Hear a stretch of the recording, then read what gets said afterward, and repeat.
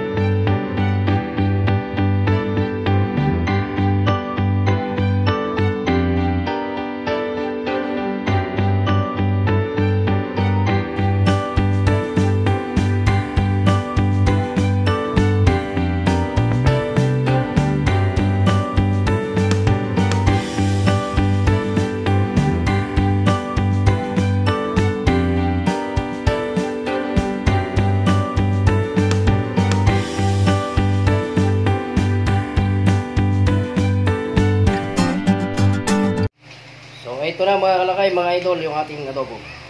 Titikman natin yan. Kasi gusto ko sa adobo yung tuyo.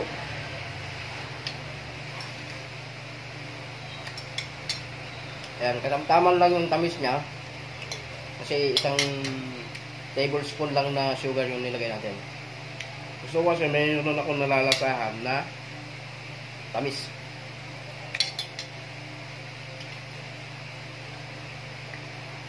Patatas.